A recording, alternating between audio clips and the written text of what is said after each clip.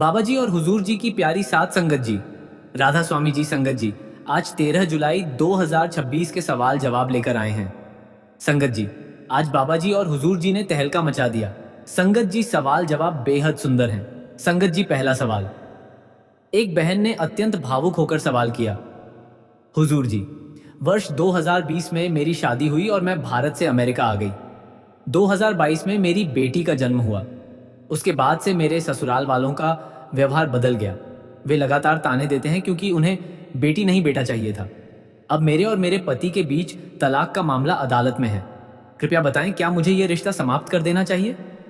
हुजूर जी ने करुणा से जवाब दिया, बेटा, सबसे पहले अपने मन से यह बात पूरी तरह निकाल दो कि बेटी होना दुर्भाग्य है। बेटी तो परिवार के लिए सौभाग्य और ईश्वर की अनमोल देन है। मालिक बेटियां हर किसी को नहीं देता। जिनके घर बेटी का जन्म होता है वे घर बहुत खुश नसीब होते हैं। बेटी जन्म पर दुख नहीं, गर्व और कृतज्ञता का भाव होना चाहिए। संसार में कुछ लोग बेटी के जन्म पर मिठाई बांटते हैं और कुछ दुखी हो जाते हैं। यह सब नजरिए की बात है। जहां तक तलाक जैसे गंभीर निर्णय की बात है तो उसे जल्दबाजी या भावनाओं में बहकर मत लो। अपने परिवार के समझदार और अनुभवी बुजुर्गों से सलाह करो। हर पहलू पर गहन विचार करो। यदि सोच विचार के बाद तुम्हें और तुम्हारे अपनों को यही उचित मार्ग लगे तो वही निर्णय लो। मालिक ने बुद्धि और विवेक इसीलिए दिया है ताकि हम सही गलत का विचार कर जीवन के महत्वपूर्ण फैसले ले सकें। दूसरा सवाल। एक बहन ने आदरपूर्वक सवाल किया, हुजूर जी, बाबा जी ने आपको संगत और पूरे डेरे की जिम्मेदारी सौंपी है। आप नामदान भी दे रहे हैं और अन्य सेवाओं का सफल निर्वहन कर रहे हैं। क्या इतनी बड़ी जिम्मेदारी पाकर आपको विशेष खुशी होती है? हुजूर जी ने विनम्रता से जवाब दिया, बेटा, तुम इसे केवल जिम्मेदारी क्यों मान रहे हो? मेरे लिए यह मेरे गुरु की ओर से मिला सेवा का अनमोल अवसर है। कोई पद या सम्मान नहीं, यह गुरु की कृपा है। अक्सर हमें लगता है कि हम अपनी इच्छा से सेवा कर रहे हैं, पर वास्तविकता अलग है। जब तक गुरु की मौज और कृपा न हो, सेवा का अवसर नहीं मिलता। यदि बाबा जी ने मुझे इस योग्य समझा तो यह उनकी असीम दया है, मेरा कोई व्यक्तिगत गुण नहीं। सेवा कभी छोटी या बड़ी नहीं होती। गुरु की दृष्टि में वही सेवा मूल्यवान है जो बिना स्वार्थ, अपेक्षा या अहंकार के की जाए। गुरु गद्दी की सेवा भी अंततः सेवा ही है। जब सेवा का अवसर मिले उसे अपना सौभाग्य समझो, क्योंकि गुरु हर किसी को यह अवसर नहीं देते। जिन पर विशेष कृपा हो वही सेवा के योग्य बनाए जाते हैं। तीसरा सवाल। एक बुजुर्ग सज्जन ने भावुक होकर सवाल किया, बाबा जी, मैं कनाडा में आपके दर्शन नहीं कर पाया था, इसलिए अमेरिका प्रोग्राम में आया हूं। हम सब आपके बिना अधूरा महसूस करते हैं। विनती है, हमें कभी छोड़कर मत जाइए और सदा दर्शन देते रहिए। बाबा जी ने स्नेह से जवाब दिया, पहले यह बताओ, क्या तुम्हें केवल बाहरी दर्शन करने हैं या अंतर के दर्शन भी? बाहरी दर्शन वातावरण तो बना सकते हैं, पर वास्तविक मिलन तो भीतर होता है। साधना का उद्देश्य भी उसी आंतरिक मिलन तक पहुंचना है।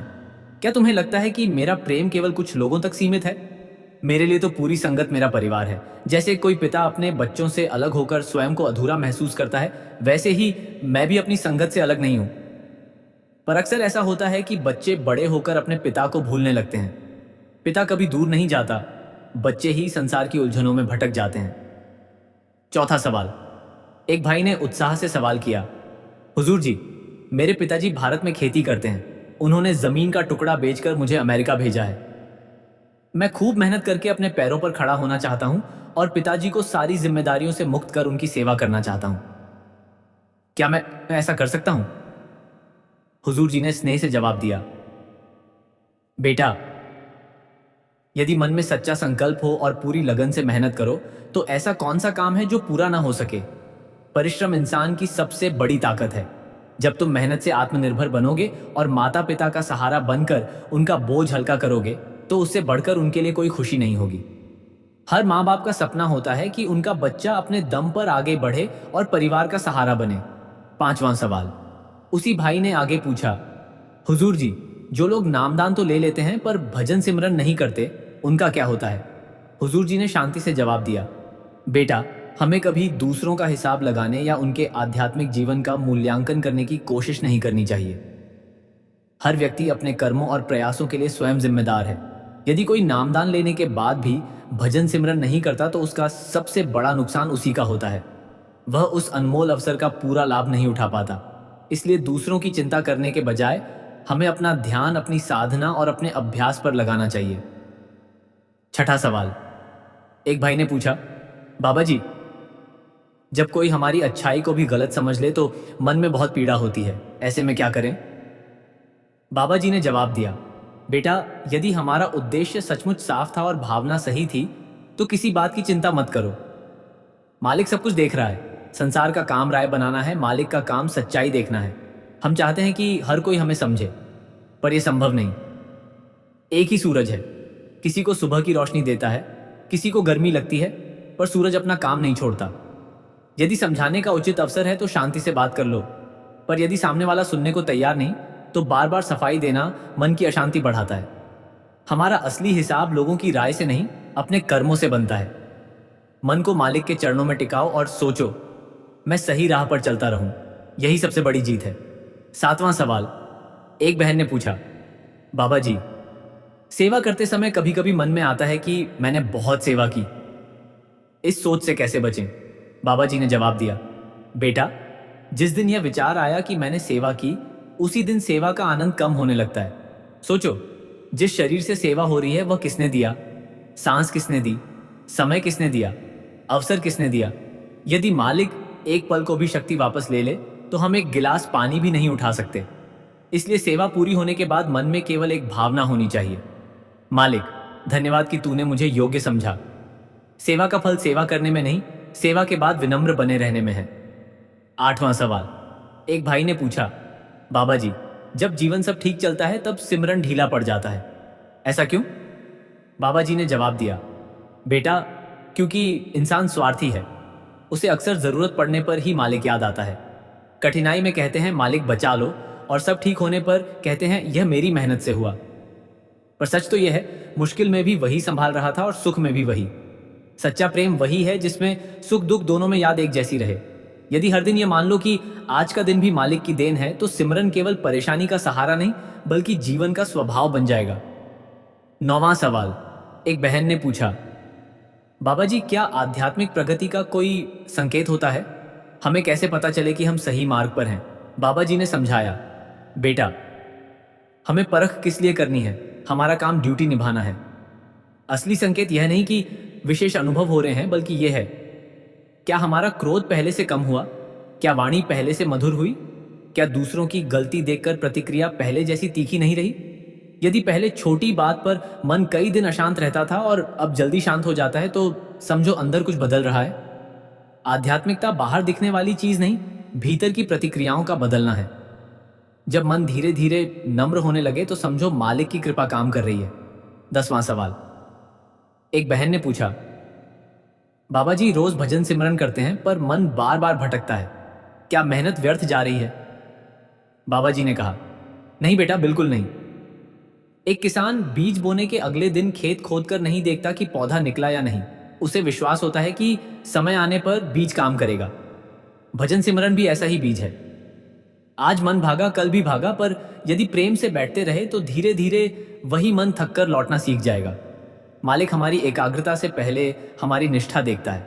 इसलिए हर दिन बैठते रहो, परिणाम की चिंता मत करो। जिस दिन उसकी कृपा होगी वही मन जो आज इधर उधर दौड़ता है उसी के चरणों में ठहरने लगेगा। 11वां सवाल।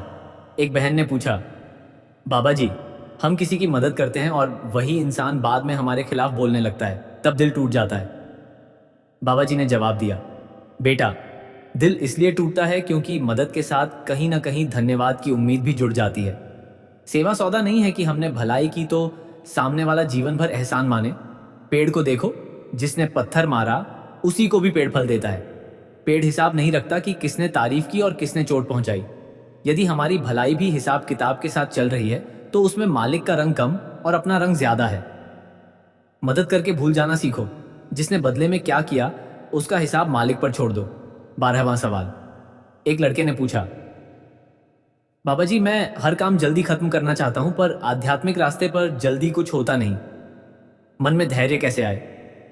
बाबा जी ने समझाया, बेटा, आज की दुनिया ने हमें तुरंत मिलने की आदत डाल दी है। बस आज काम करें और कल फल मिले। पर मालिक की अदालत में पहले धैर्य की परीक्षा होती है।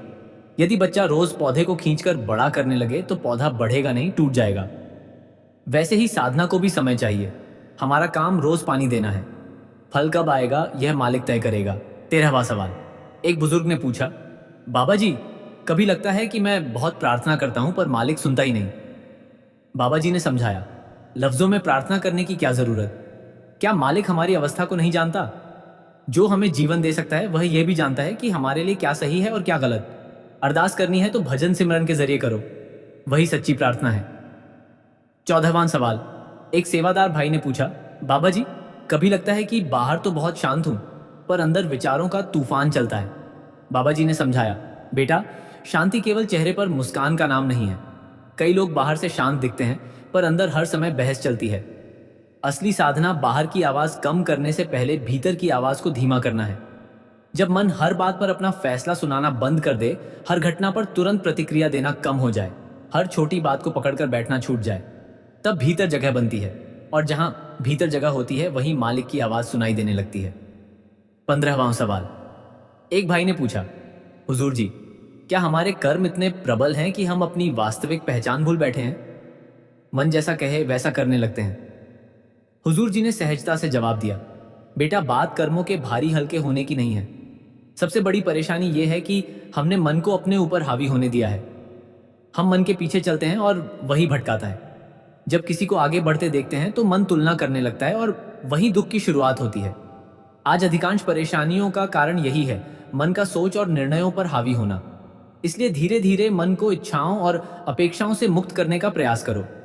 मालिक ने जो दिया है और जिस परिस्थिति में रखा है उसी में संतोष रखते हुए हर पल उसका धन्यवाद करना सीखो। यही सच्ची आध्यात्मिकता की शुरुआत है। 16वां सवाल। एक भाई ने पूछा, बाबा जी, क्या मुक्ति इसी जीवन में मिल सकती है या मृत्यु के बाद रस्मों कर्म कांडों से बंधनों से छुटकारा मिलता है? बाबा जी ने स्पष्टता से जवाब दिया, बेटा, जो उपलब्धि इंसान जीवित रहते प्राप्त नहीं कर सका वह मृत्यु के बाद अपने आप नहीं मिल जाती। ऐसी बात कहीं नहीं कही गई। मालिक ने मनुष्य का जन्म इसीलिए दिया है कि इसी जीवन में इसी शरीर के माध्यम से भक्ति करे और उसे प्राप्त करने का प्रयास करे। जब तक शरीर है, साधना करने और जीवन को सफल बनाने का अवसर है। एक बार शरीर का साथ छूटा तो मुक्ति का मार्ग इतना सरल नहीं रहता। जो करना है इसी जन्म में इसी देह में रहते हुए करो। मृत्यु के बाद हाथ कुछ नहीं रहेगा। कौन सी योनि मिलेगी यह मालिक की रजा पर निर्भर है।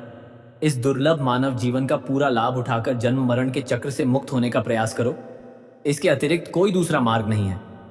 17वां सवाल। एक भाई ने विनम्रता से पूछा, हुजूर जी, जो तन मन से सेवा करते हैं क्या सद्गुरु उनकी दुनियावी आवश्यकताओं का भी ध्यान रखते हैं? हुजूर जी ने मुस्कान के साथ जवाब दिया, बेटा, मालिक हर पल हमारी संभाल कर रहा है। अपनी मर्जी से तो हम एक सांस भी नहीं ले पाते। जो कुछ मिल रहा है वह उसी की कृपा है। जरूरी नहीं कि सेवादारों पर कभी कष्ट ना आए। हर किसी को अपने कर्मों का हिसाब देना है, पर सेवा और भजन सिमरन से मन शांत रहना सीख जाता है और फिर कर्मों का हिसाब देने में तकलीफ नहीं होती। हर परिस्थिति में मालिक का धन्यवाद करो और उसकी रजा को खुशी खुशी स्वीकार करो। मालिक तो दया का सागर है, उसकी कृपा हर समय बनी रहती है। उससे बार बार इच्छाओं की सूची लेकर मत जाओ। वह हमारी जरूरतों को हमसे बेहतर जानता है। विश्वास रखो, जो भी वह करेगा वही हमारे वास्तविक हित में होगा। 18वां सवाल। एक भाई ने पूछा, बाबा जी, गुरु और शिष्य के बीच प्रेम का वास्तविक स्वरूप कैसा होना चाहिए? बाबा जी ने सहजता से जवाब दिया, बेटा, प्रेम को शब्दों में व्यक्त नहीं किया जा सकता। यह अनुभूति है जो महसूस की जाती है। सच्चे प्रेम को बार बार कहने की जरूरत नहीं, वह व्यवहार और जीवन में दिखता है। यदि कोई शिष्य हर समय कहे कि वह गुरु से बहुत प्रेम करता है पर गुरु की आज्ञा का पालन न करे तो उसे वास्तविक प्रेम नहीं कह सकते। गुरु शिष्य का संबंध पूर्णतः निस्वार्थ होना चाहिए। उसमें अपेक्षा, लाभ या स्वार्थ का स्थान नहीं। जब प्रेम बिना शर्त के समर्पण का रूप ले ले और शिष्य अपना जीवन गुरु की इच्छा और मर्यादा के अनुसार जीने लगे, तभी वह प्रेम अपने सच्चे अर्थों में पूर्ण माना जाता है। 19वां सवाल। एक बहन ने पूछा, हुजूर जी, मैं पूरी ईमानदारी से मेहनत करती हूँ पर हमेशा लगता है कि दूसरों से पीछे रह जाती हूँ। हुजूर जी ने मुस्कुराकर जवाब दिया, बेटा, सच्ची मेहनत कभी व्यर्थ नहीं जाती। उसका परिणाम अवश्य मिलता है, भले ही वह तुरंत दिखे नहीं। इसलिए मेहनत करते रहो पर अपनी तुलना किसी दूसरे से मत करो और अपनी योग्यता का मूल्यांकन दूसरों की उपलब्धियों के आधार पर मत करो। यदि नियत साफ है और ईमानदारी से प्रयास कर रही हो तो विश्वास रखो, हर कदम सही दिशा में ले जा रहा है। 20वां सवाल। उसी बहन ने आगे पूछा, हुजूर जी, अक्सर देखा जाता है कि बेईमान लोग आराम से रहते हैं जबकि ईमानदार लोगों को ज्यादा संघर्ष करना पड़ता है। ऐसा क्यों? हुजूर जी ने गंभीरता से जवाब दिया, बेटा, यह केवल ऊपर से दिखने वाली तस्वीर है, पूरी सच्चाई नहीं। सोशल मीडिया पर मुस्कुराती तस्वीरें और खुशहाल वीडियो देखकर हम मान लेते हैं कि उनका जीवन पूरी तरह सुखी है, पर किसी के जीवन की वास्तविक परिस्थितियां बाहर से दिखाई नहीं देती। जो व्यक्ति गलत रास्ते पर चलता है, उसके भीतर का चैन धीरे धीरे समाप्त हो जाता है। बाहरी सुख चाहे कितना दिखे, मन की शांति उसे आसानी से नहीं मिलती। जो ईमानदारी और सच्चाई के मार्ग पर चलता है, उसके पास भौतिक सुविधाएं कम हो सकती हैं, पर अंतःकरण शांत रहता है। कम से कम वह रात को निश्चिंत होकर सो सकता है, क्योंकि उसके मन पर छल या बेईमानी का बोझ नहीं होता। 21वां सवाल। एक भाई ने पूछा, हुजूर जी, कभी कभी हम किसी की छोटी गलती को वर्षों याद रखते हैं, पर उसकी भलाई जल्दी भूल जाते हैं। ऐसा क्यों और कैसे बचें? हुजूर जी ने मुस्कुराकर जवाब दिया, बेटा, मन की आदत है कि नकारात्मक बातों को जल्दी पकड़ता है और अच्छी बातों को भुला देता है। यदि कोई 100 बार भला करे और एक बार इच्छा के अनुसार न करे, तो मन उसी एक बात को पकड़ लेता है। यही मन का स्वभाव है। पर आध्यात्मिक जीवन हमें कि इसका उल्टा सिखाता है। लोगों की एक गलती नहीं, उनकी अनेक अच्छाइयां याद रखनी चाहिए। जिसने थोड़ा सा भी अच्छा किया, उसके प्रति कृतज्ञ रहो, और जिसने कोई भूल की, उसे माफ करना भी सीखो। जब हम दूसरों की कमियों का बोझ मन में उठाकर चलते हैं, तो सबसे पहले हमारा अपना मन भारी हो जाता है। दूसरों की गलतियां छोड़ना वास्तव में खुद को मुक्त करना है। मन को शिकायतों से नहीं, शुक्राने से भरने की कोशिश करो। जहां कृतज्ञता बढ़ती है, वहां मन हल्का होने लगता है और मालिक की याद में टिकना आसान हो जाता है। 22वां सवाल। एक युवा लड़के ने बेचैनी से सवाल किया, हुजूर जी, मुझे नौकरी में बहुत प्रतिस्पर्धा झेलनी पड़ती है। हर दिन लगता है कि कोई मुझसे आगे निकल जाएगा, कोई मुझे पीछे छोड़ देगा। इस डर ने मुझे अंदर से खोखला कर दिया है। क्या मैं इस दौड़ में सफल हो पाऊंगा? हुजूर जी ने बड़े प्रेम से जवाब दिया, बेटा, तुम जिस दौड़ की बात कर रहे हो, वह दौड़ कभी खत्म नहीं होती। एक मुकाम मिलता है तो अगला सामने आ जाता है। यह संसार ऐसा ही है। यहाँ कभी कोई पूरी तरह आगे नहीं रहता और कोई पूरी तरह पीछे नहीं। हर व्यक्ति की अपनी रफ्तार होती है, अपनी मंजिल होती है। तुलना करना मन की सबसे बड़ी बीमारी है। जब तुम दूसरों से अपनी तुलना करते हो, तो तुम अपनी ही ताकत को कमजोर कर लेते हो। तुम्हारी सफलता तुम्हारी लगन, तुम्हारी ईमानदारी और तुम्हारी नीयत पर निर्भर है, न कि इस बात पर कि सामने वाला क्या कर रहा है। अपना कर्म करो, अपनी मेहनत करो और बाकी मालिक पर छोड़ दो। जो मालिक हर पत्ते को हिलाने की शक्ति रखता है, वह तुम्हारे प्रयासों को भी व्यर्थ नहीं जाने देगा। बस ध्यान रखो, प्रतिस्पर्धा से अधिक महत्वपूर्ण है आत्मविश्वास, और आत्मविश्वास से अधिक महत्वपूर्ण है आत्मसमर्पण। जब तुम अपने काम को मालिक की सेवा समझकर करोगे, तो न तो डर रहेगा और न ही हार। 23वां सवाल। एक बुजुर्ग महिला ने नम आंखों से पूछा, बाबा जी, मेरी उम्र अब ढल चुकी है। मेरे बच्चे बड़े हो गए, पर वे मुझसे दूर रहते हैं। मेरा मन बहुत अकेला रहता है। क्या इस उम्र में भक्ति से यह अकेलापन मिट सकता है? बाबा जी ने अत्यंत करुणा से जवाब दिया, बेटी, अकेलापन शरीर का नहीं, मन का रोग है। तुम्हारे आसपास लोग हो सकते हैं, पर मन अकेला हो सकता है, और अकेले में भी मन संपूर्ण हो सकता है। जब तुम मालिक को अपना साथी बना लेती हो, तो कोई अकेलापन नहीं रहता। ये उम्र वास्तव में सबसे अनमोल होती है, क्योंकि अब संसार के मोह माया के बंधन कम हो गए हैं।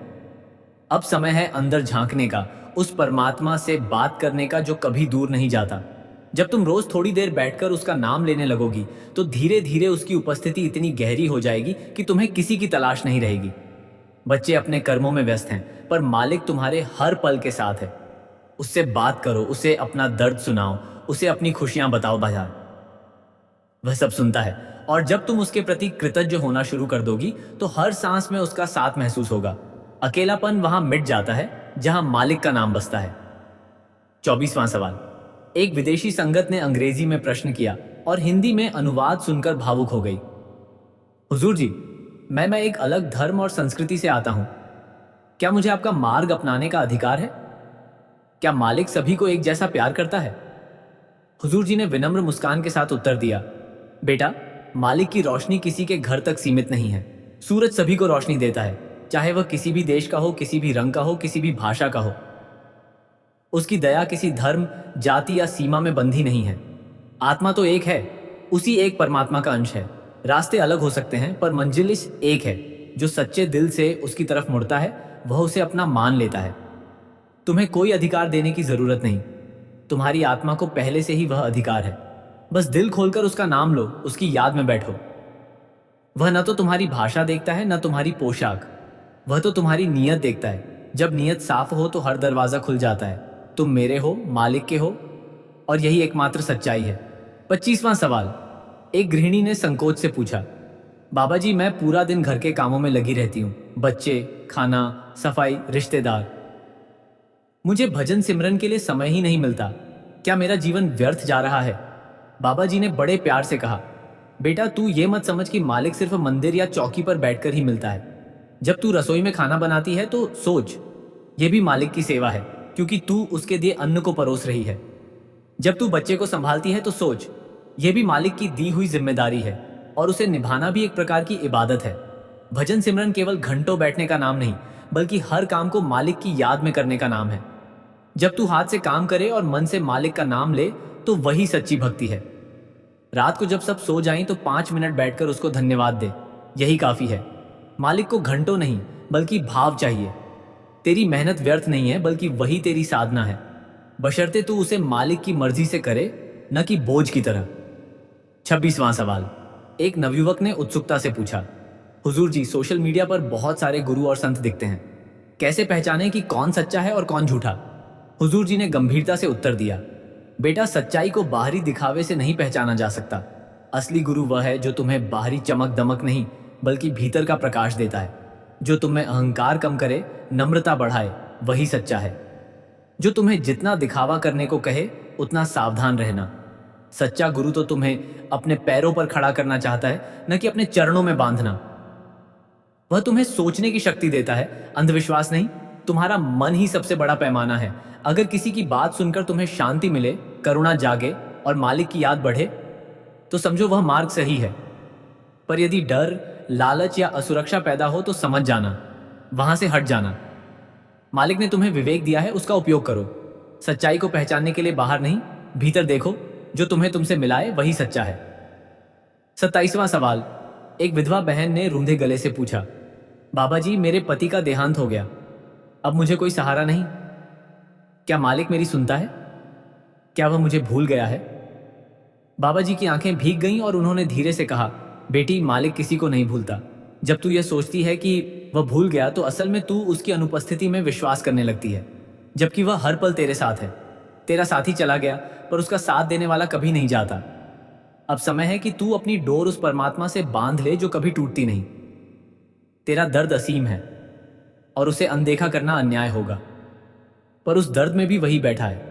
रोज उसे बात कर, उसे अपने आंसू दिखा, वह उन्हें पहुंचता है। तू अकेली नहीं है, तेरे साथ वह है। तेरे आसपास संगत है, तेरे अंदर वही है। धीरे धीरे जब तू उसकी याद में बैठेगी तो महसूस करेगी कि हर सांस उसी की ओर से आ रही है। जो तुझे जीवन दे सकता है वह तुझे सहारा क्यों नहीं देगा?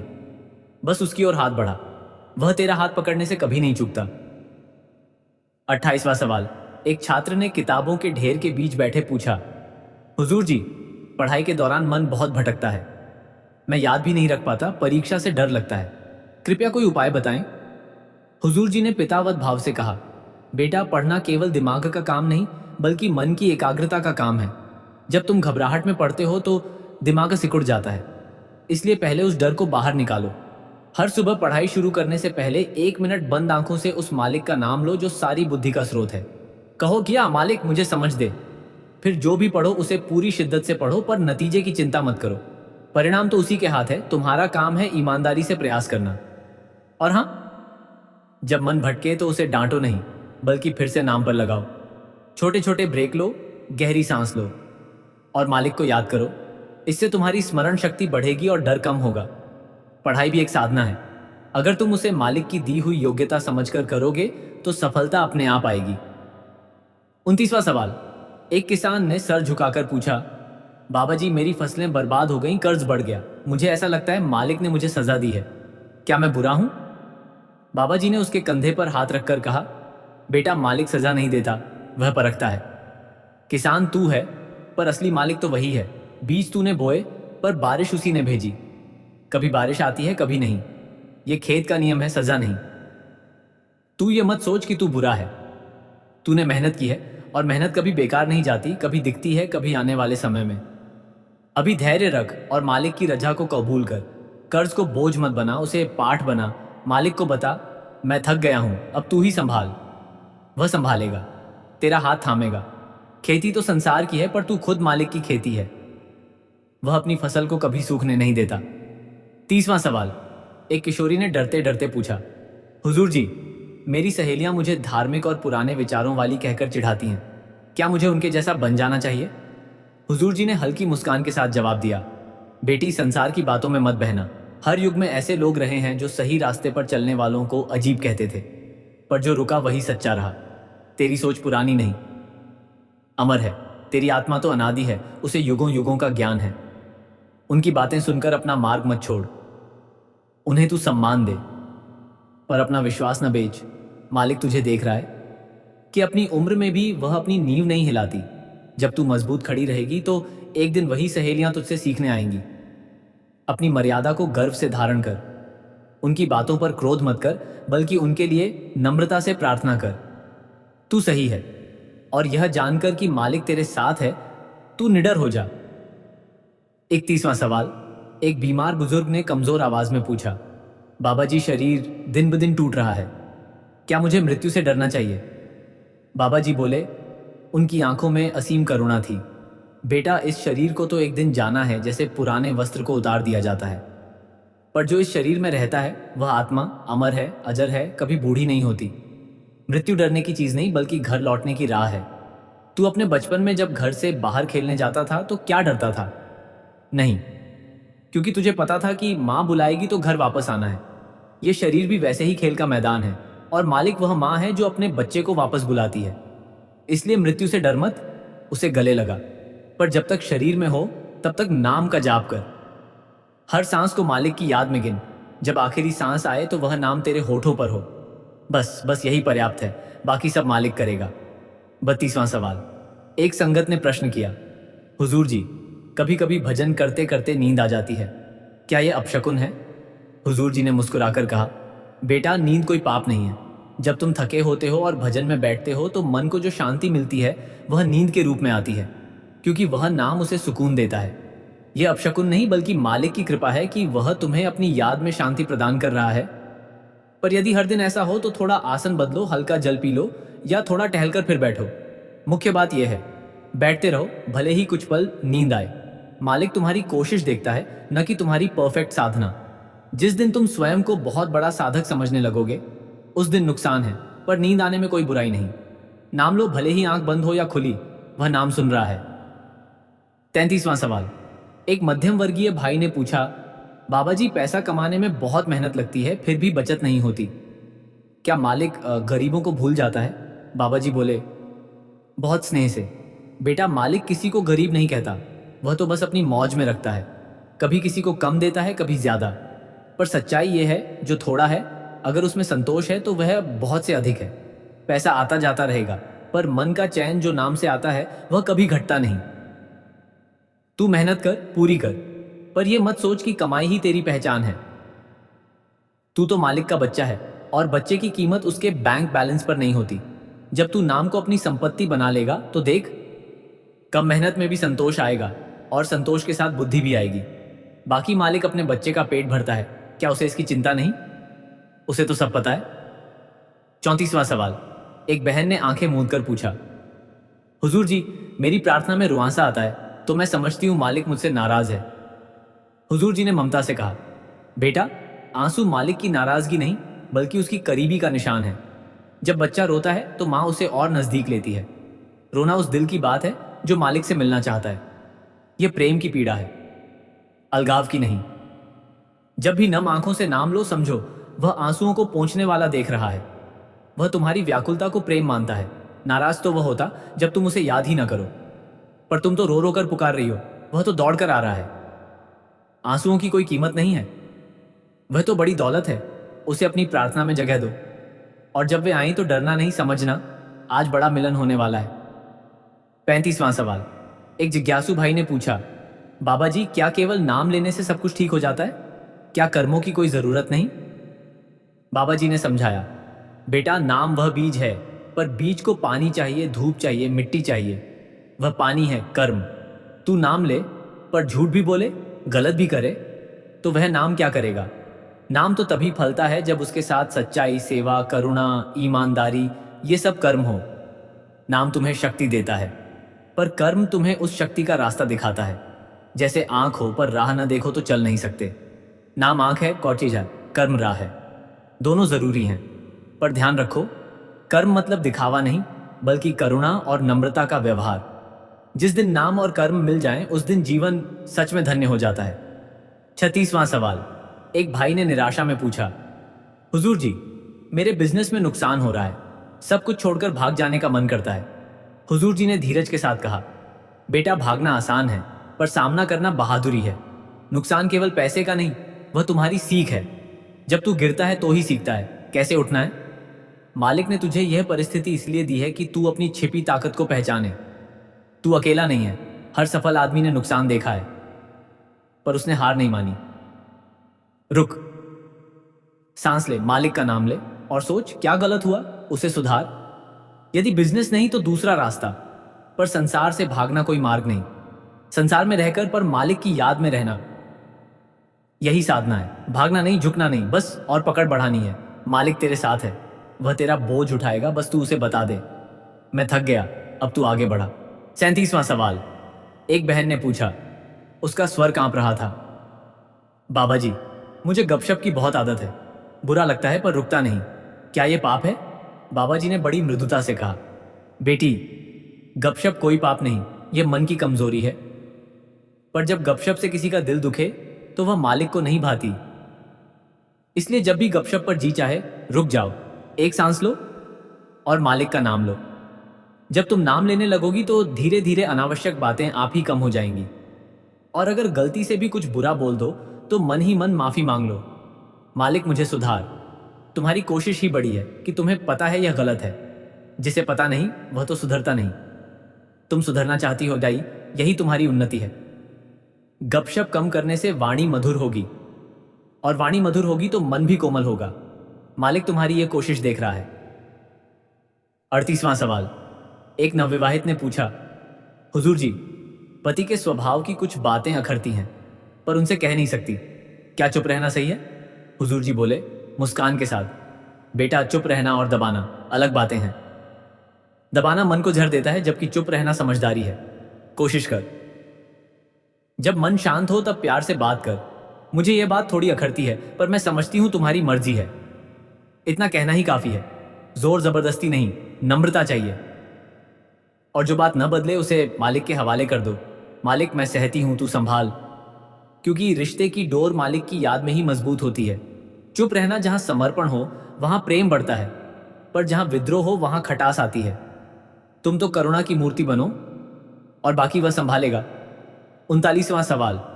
एक सन्यासी वेशधारी ने पूछा, बाबा जी, मैंने संसार त्याग दिया पर मन नहीं त्यागा, क्या मैं असफल हूं? बाबा जी ने गहरी नजर से देखा, फिर बोले, बेटा, बाहरी वस्त्र त्याग देने से कुछ नहीं होता, मन की मलिनता त्यागनी पड़ती है। जो घर छोड़कर भाग गया पर मन में राग द्वेष लिए रहा, वह भी संसारी है। और जो घर में रहकर भी नम्र, करुण और मालिक की याद में डूबा, वही सच्चा सन्यासी है। त्याग मतलब अपनापन नहीं छोड़ना, बल्कि अपनेपन का मोह छोड़ना। इसलिए अपने वस्त्र से मत पूछो, मैं अपने मन से पूछो, जैसे क्या मैं मालिक को हर पल याद करता हूं? यदि हां तो तू सफल है, भले ही संसार में रहे। पर यदि नहीं तो वस्त्र बदलने से कोई फायदा नहीं। असली साधना मन की है, और वह घर बाहर हर जगह हो सकती है। 40वां सवाल। एक बहन ने विनम्रता से पूछा, हुजूर जी, क्या मालिक हमारे हर गम को जानता है? हुजूर जी ने स्नेह से उत्तर दिया, बेटी, जिसने तुझे बनाया, क्या वह तुझे न जाने? जैसे गीली मिट्टी के हर कण को कुम्हार जानता है, वैसे ही मालिक तेरे आंसू, तेरी आह, तेरी मन की पीड़ा सब जानता है। तुझे बताने की जरूरत नहीं। वह तो तेरे दिल की बात तब भी सुन लेता है जब तू कुछ बोले नहीं।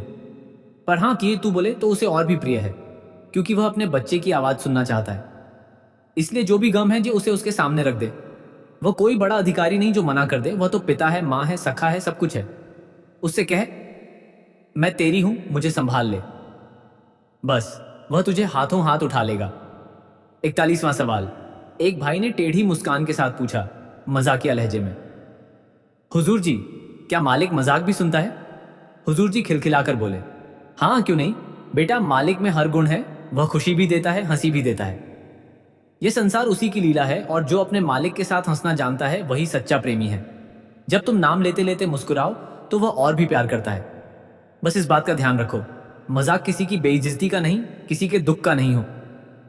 मजाक तो प्रेम का रंग है, और जब वही मजाक नाम के साथ जुड़ जाए तो भक्ति भी हल्की हो जाती है, और हल्की भक्ति गहरी हो जाती है। इसलिए हंसो, पर मालिक की याद में, और मालिक को भी हंसाना सीखो। वह तुम्हारी हरकत देखकर खुश होता है। 42वां सवाल। एक संगत ने आंखें बंद कर पूछा, हुजूर जी, मैं अपने अतीत की बातें बार बार सोचता हूं। उनमें से कुछ बहुत दुखद हैं। क्या वे कभी मिटेंगी? हुजूर जी ने बहुत गहरे स्वर में कहा, बेटा, अतीत तो मिटता नहीं, पर उसका दबाव मिट सकता है। जब तू उस दुख को फिर उठाता है तो वह ताज़ा हो जाता है, पर जब तू उसे मालिक के चरणों में रख देता है तो वह अपना ताप खो देता है। नाम ले, और जैसे ही अतीत का बोझ आए कहे, यह तेरा है मालिक, मैं इसे अब नहीं उठाता। धीरे धीरे वह स्मृति तो रहेगी, पर वह पीड़ा नहीं देगी। वह सीख बन जाएगी बेटी, वह अनुभव बन जाएगी बेटी, वह ताकत बन जाएगी। मालिक तेरे अतीत को नहीं बदलेगा, पर वह तेरा भविष्य बदल देगा। इसलिए जो बीत गया उसे मत पकड़, जो आने वाला है उसकी ओर देख।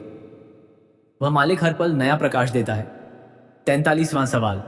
एक बच्चे जैसी निष्ठा वाला भाई बोला, बाबा जी, मुझे भूत प्रेत से बहुत डर लगता है, क्या मालिक उनसे बचा सकता है? बाबा जी ने हंसते हुए कहा, फिर गंभीर हो गए, बेटा, यह सब मन का खेल है। जब तक तू मालिक के नाम में लीन रहेगा कोई शक्ति तुझे छू भी नहीं सकती। डर तो वहां पैदा होता है जहां मालिक की याद कम हो। जो नाम लेता है उसका हर कण सुरक्षित हो जाता है, भले ही बाहर कुछ भी हो। तू जब सोए तो मालिक का नाम मन ही मन लेता रहे, वह तेरी रखवाली करेगा।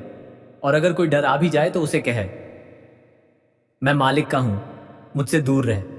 संसार में अनेक कहानियां हैं, पर सच्चाई सिर्फ एक है, वही सबसे बड़ा है, उससे बड़ा कुछ नहीं। इसलिए डर मत, उसकी याद ही तेरा कवच है। 44वां सवाल। एक महिला ने भावुक होकर पूछा, हुजूर जी, मुझे बच्चे नहीं हो सकते इसलिए संसार मुझ पर तरस खाता है, क्या मेरा जीवन अधूरा है? हुजूर जी बोले, उनकी आंखों में आंसू थे, बेटी, संसार तरस खाता है, पर मालिक तो तुझे पूर्ण देखता है। बच्चे शरीर का अंश हैं, पर मालिक की संतान तो सभी हैं।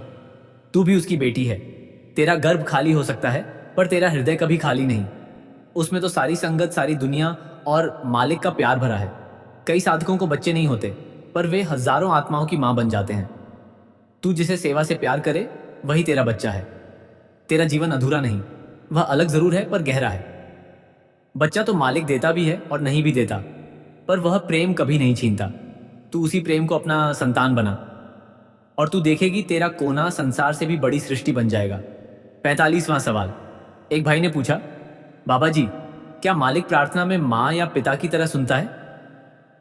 बाबा जी ने पलकें बंद कर कहा, बेटा, मालिक तो प्रेम से भरा है, वह माँ भी है, पिता भी, मित्र भी, सखा भी।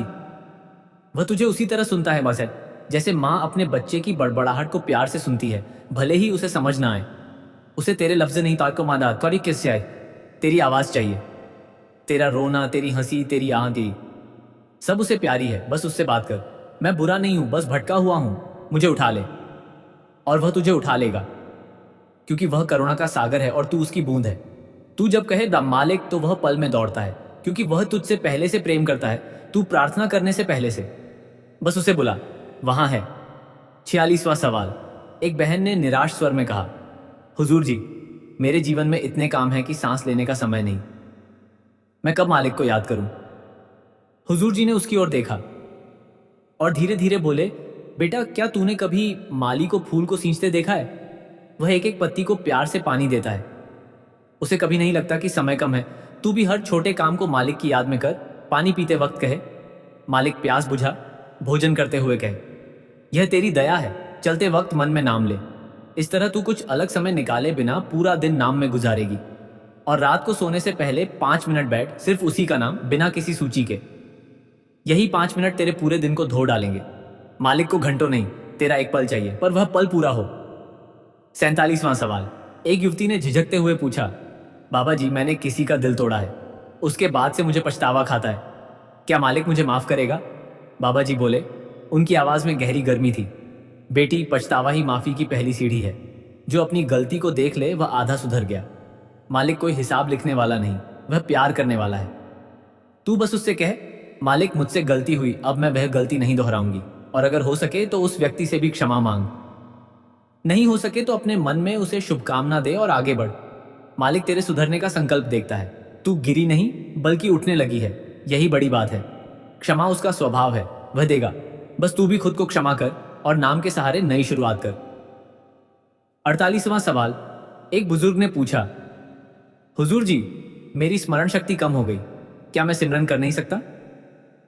हुजूर जी ने प्रेम से उत्तर दिया, बाबा तुम्हें किसी चीज को याद रखने की जरूरत नहीं, बस मन में उसका स्मरण होना चाहिए। जब तुम सांस लो तो मन से कहो सोहा, वही मैं हूं, या राम। बस सांस के साथ जोड़ दो। इसमें कुछ याद नहीं करना, बस अनुभव करना है। और अगर भूल भी जाओ तो जब याद आए तो शुरू कर दो। मालिक को याद रखने के लिए दिमाग की नहीं, दिल की जरूरत है। और दिल तो कभी बूढ़ा नहीं होता। तुम्हारी हर सांस, चाहे वह स्मरण में भी ना हो बाकी, मालिक उसे गिनता है और तुमको स्नेह देता है। इसलिए चिंता मत करो, बस बैठो, नाम लो, भले ही एक बार, वही बहुत है। 49वां सवाल। एक कलाकार ने पूछा, बाबा जी मैं संगीत बनाता हूं, क्या उसे भक्ति में शामिल कर सकता हूं? बाबा जी की आंखों में चमक आई। बोले, बेटा संगीत तो मालिक की देन है। जब तू स्वरों के माध्यम से उसे अपना प्यार अर्पित करता है तो वह उसे प्रेम से सुनता है, क्योंकि संगीत बिना भाषा के दिल से दिल को जोड़ता है। बस ये ध्यान रख, वह संगीत निर्मल हो, उसमें किसी का दुख ना हो, किसी की बुराई ना हो, नहीं बल्कि उसमें प्रेम, करुणा और मालिक का नाम हो। जब तू नाम को धुन में पिरोएगा तो वह धुन सामान्य नहीं, आत्मिक ऊर्जा बन जाती है। अपनी कला को सेवा समझ और जब प्रस्तुत करे तो पहले नमन करे। यह तेरी रचना है, मैं केवल माध्यम हूं। तब हर स्वर आराधना बन जाएगा। 50वां सवाल। संगत ने समाप्त करते हुए पूछा। एक बहन ने आंखों में आंसू ले कहा, हुजूर जी, क्या आप हम सबको हमारे बिना मांगे भी प्यार करते हैं? हुजूर जी ने चारों ओर देखा और बड़ी गंभीर, प्रेम से भरी मुस्कान के साथ कहा, बेटी, जो सूरज बिना किसी से पूछे रोशनी बिखेरता है और जो माँ बिना कहे बच्चे को दूध पिलाती है, उसी तरह मेरे गुरु का प्रेम और मेरा प्रेम भी बिना किसी शर्त, बिना किसी मांग के बस है। मैं तुम्हारे बीच इसलिए नहीं हूं कि तुम मुझसे कुछ मांगो, मैं इसलिए हूं कि तुम मेरे हो। तुम्हारी सांसें चाहे वह सिमरन करें या ना करें, मैं उनकी गिनती नहीं करता। मैं तुम्हें भाव से महसूस करता हूं। तुम्हारा हर आंसू, हर हंसी, वह मालिक का अंश है और मैं उस अंश का सेवक हूं। इसलिए जान लो, बिना मांगे भी प्यार मिलता है, बस तुम्हें से उसे स्वीकार करना है। मैं तुम सबको उसी प्रेम से निहारता हूं, जैसे सूरज धरती को, जैसे चांद समुद्र को, जैसे मालिक हर आत्मा को। राधा स्वामी संगत जी।